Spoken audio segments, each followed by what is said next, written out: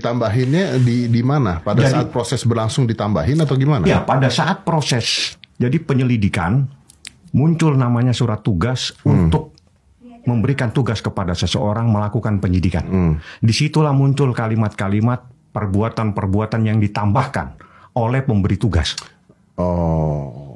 Nah, ya, jadi seseorang tidak pernah melaporkan pasal 36. Seseorang hanya melaporkan pasal 27 ayat. Nambahin ini siapa? Mekanisme atau proses tahap penyidikan sebagaimana diatur di KUHP, Kitab Undang-Undang Hukum Acara Pidana. Ya, jadi penyidikan setiap kasus yang kami tangani di Polda Metro Jaya dan di seluruh jajaran itu adalah berdasarkan SOP yang berlaku. Ya, harus proporsional, profesional, dan akuntabel. Ya. Mau transfer gitu enggak gitu, dia malah nggak mau transfer gitu enggak gitu, dia malah nggak mau. Gampang membebaskan Nikita Mirzani itu, gampang banget, nggak sulit. Ini menyangkut terjebak, bukan jebakan, terjebak. Makanya harus hati-hati, jangan sampai terjebak. Ini menurut hemat pendapat hukum saya, ini bisa dikatakan, mohon maaf dengan segala rasa hormat, adanya semacam begal hukum. Itu pandangan saya. Karena kalau kemampuan pihak Polda Metro Jaya menetapkan seseorang sebagai tersangka, ingat ini kata-kata Polda Metro ya. Polda Metro itu kan masuk klasifikasi Polda berjajaran kelas A. Kelas A itu dipimpin seorang bintang 2, di mana dirnya itu melatih 3 kombes. Otomatis jajarannya ada Kasubdit, ada Panit, ada Kanit, dan mereka rata-rata mempunyai kemampuan serse, kemampuan menyidik satu kasus itu hebat, pintar. Jadi total semua 90. Boleh menggunakan itu kalau terkait kasus yang memang dikatakan rumit. Kalau ini kan nggak rumit, karena dia menetapkan pasalnya kan pemerasan dan pengancaman. Analoginya, pengancaman ataupun pemerasan itu harus apple to apple, harus person to person, bukan pakai perantara. Dalam hal ini kita ambil di tengah ada yang namanya ma'il. Apalagi dimajukan dengan alat bukti berupa rekaman yang memang yang merekam itu bukanlah sesuai aturan hukum atau undang-undang, yaitu aparat negara. Tapi orang yang di sini yang saya bilang tadi, sekelas Polda Metro, kenapa bisa seperti ini gitu loh? Yang harusnya nggak usah lah lama-lama kalau you yakin dia tersangka dengan pasal pemerasan, pengancaman dan tindak pidana pencucian uang, 20 plus 40 saya rasa udah waktu yang terlalu lama itu. Betul nggak? Betul, Bang. Nah, kenapa harus minta perpanjangan lagi kepada ketua pengadilan per hari kemarin itu, sehingga dapat permohonan itu dikabulkan 30 hari. Jadi total nanti harus dijalankan semua 90 hari. Setelah 90 hari, terbukti atau tidak terbukti, mampu atau tidak mampu, selesai atau tidak selesai, maka Nikita akan dibebaskan dari penjara, yaitu bebas demi hukum. Dan tidak bisa lagi diproses, karena akan itu jadi suatu proses yang nibis idem. Artinya pidana tidak bisa dilaporkan kembali. Tapi kan bukan itu yang kita harapkan. Yang kita harapkan itu adalah kamu sudah bisa menetapkan seorang Nikita sama Mail jadi tersangka. Jangan dong seperti ini. Ayo dibuka ke pengadilan, betul nggak? Betul, Bang. Betul. Nanti kita tonton apa sih produknya jaksa sehingga bisa menuntut. Apa sih kemampuannya pengacara untuk mendefense, bahkan men-attack daripada si Nikita Mirzani? Lantas, saksi-saksi apa yang dibuat oleh pengacara Nikita Mirzani untuk meringankan atau melawan counter attack daripada tuduhan yang dilakukan oleh pihak pelapor atau pihak si siapa orang sebelah itu, gitu loh.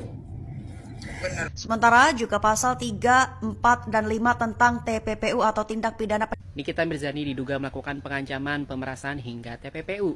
Apa sih TPPU? Jadi TPPU adalah tindak pidana pencucian uang, diatur di dalam Undang-Undang Nomor 8 Tahun 2010. Intinya adalah menyamarkan atau mengaburkan asal-usul uang hasil tindak kejahatan agar terlihat legal. Biasanya guys, caranya dengan mentransfer ke banyak rekening, membeli aset dengan nama orang lain, atau menggunakan perusahaan fiktif. Apakah unsur TPPU terpenuhi dalam kasusnya Nikita Mirzani?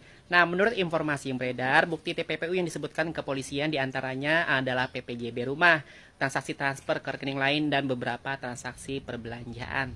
Tapi ada beberapa poin yang harus diuji guys, yaitu apakah uang yang digunakan benar-benar hasil kejahatan. Jika uang tersebut berasal dari dugaan pemerasan, maka ada indikasi TPPU. Tapi harus dibuktikan dulu nih bahwa pemerasan ini benar-benar terjadi. Selanjutnya, apakah ada upaya menyamarkan transaksi? Kalau semua transaksi dilakukan atas nama Nikita Mirzani sendiri tanpa rekayasa atau perantara, maka unsur penyamaran menjadi lemah. Yang ketiga, apakah ini bagian dari skema berulang? TPPU biasanya guys dilakukan dengan pola transaksi berulang dan sistematis. Jika kasus ini hanya melibatkan satu korban dan satu transaksi, menurut saya ya, maka lebih tepat dikenakan pasal pemerasan saja, bukan TPPU. Menurut saya dengan data saat ini, tuduhan TPPU terhadap Nikita Mirzani masih bisa diperdebatkan. Jika tidak ada penyamaran transaksi dan pola yang berulang, maka pasal TPPU bisa dianggap kurang tepat. Tapi kita tunggu fakta lebih lanjut dari proses hukum ya guys. Gimana menurut kalian? Apakah pasal TPPU ini tepat atau terlalu dipaksakan? Drop pendapat kalian di kolom komentar. Gue baru mendengar perpanjangan penahanan Niki ditambah sampai 30 hari ke depan. Dan buat pelapor, selamat masih mencari-cari bukti. Semoga 30 hari ke depan bukti yang dicari-cari bisa segera dapet. Biasanya kalau orang mencari-cari berarti belum dapet. Ya, sekian. Ya bisa aja, semua bisa mungkin. Ketika jaksa nolak terus, jenenge nolak terus tambahan bukti yang diminta kejaksaan belum bisa dipenuhi misalnya, ya nggak perlu gengsi untuk meng-SP3. Itu pun dari kejaksaan loh, setahu pandangan waktu itu yang SP3 nya bukan dari kepolisian tapi dari kejaksaan atau dari jaksa. Sekarang posisinya Mbak Nikita itu di mana sih? Di Polres kan? Di Polda. Rakyat di Polda, masih tahanan Polda, masih wilayahnya polisi kan? Nah baru kalau P21 baru itu wilayahnya kejaksaan, tanggung jawabnya kejaksaan gitu loh. Itu. Nah berarti sekarang tanggung jawabnya kepolisian untuk menguatkan dugaan-dugaan, bukti-bukti yang cukup itu ke situ. Ya. Jadi intinya terus melihat dari statement yang kemarin, Nikita Mirzani dari sisi kehidupannya kan dalam hal ini kan nasional. Ya kan? Iya NKRI banget gitu kan. Tapi kata kebebasan. Yes, iya pasti Mbak Nikita ya kepingin lah. Kalau kita berbicara kemanusiaan ya kasihan. Punya anak-anaknya kan ya kasihan. Apalagi dia tulang punggung gitu kan. Tapi karena ini negara hukum ya ikuti aja proses hukum. Dan Mbak Nikita kan taat hukum. Dipanggil ya datang hingga sampai ditahan kan itu. Nah artinya misalnya mentok nanti kepolisian tidak bisa melengkapi bukti-bukti yang diminta oleh kejaksaan, jangan ragu, jangan gengsi, jangan ego. Belum mencapai status P21, berkas perkara bisa memiliki status P18 atau berkas perkara yang hasil penyidikannya belum lengkap, dan P19 berkas perkara dikembalikan kepada penyidik untuk dilengkapi. Kesian deh lu. Kenapa Pak P19 terus Pak? Karena ada buktinya yang udah dilaporin sama pengacara dari kubunya Nikita Mirzani yang bernama Bang Fahmi. Buktinya itu ternyata ilegal. Buktinya melanggar hukum. Iya, lu main barbuk aja. Iya Pak, ini ada Pak begini. Barang bukti lu aja kagak bener.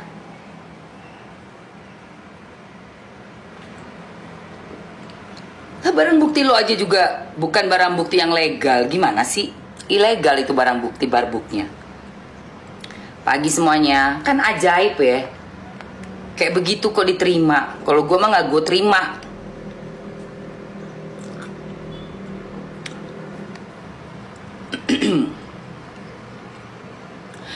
Katanya Kak biar nggak menghilangkan barang bukti.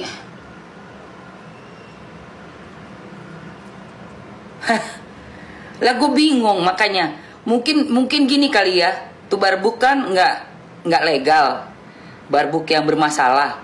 Mungkin udah jangan itu, ada lagi nggak? Ada lagi nggak? Kagak ada yang lainnya. Wah kakak. Nggak ada, kejaksaannya kagak mau.